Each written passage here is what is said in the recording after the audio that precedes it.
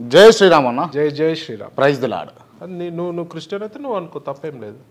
అంటే నరుకుడు సంపుడు కూడా కట్టెలిందు ధర్మం చెప్తుందా అన్న? మరి ఓపిక ఉన్న రోజులే ఎక్కువ ఓపికతోటి ఉన్నందుకే హిందువులపై దాడి జరుగుతుంది.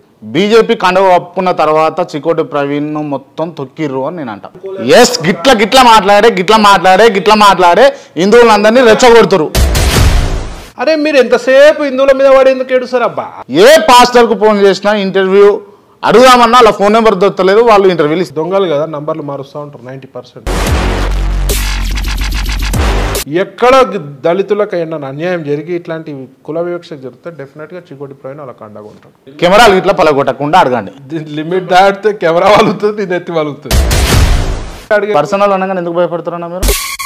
చీకోటి బట్టలు కూడా దిద్దాము, చీకోటి గుడ్డలు కూడా దిద్దామంటే అది వద్దంట. నేను ఇంటర్వ్యూకి ఎందుకు వచ్చిన? నేను మీ నుంచి నిజాలు రాబట్టి నీకు వచ్చిన. సంఘ సేవ చేయడానికి వచ్చినావా?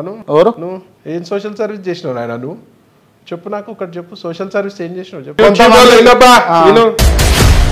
గంజాయి వల్ల చిన్నపిల్లలపై అగత్యాలు, అడ్డగోలు నేరాలు, గంజాయి మత్తులో వాడు ఏం చేస్తుండో తెలియదు, యూత్ అంతా పాడవుతుంది.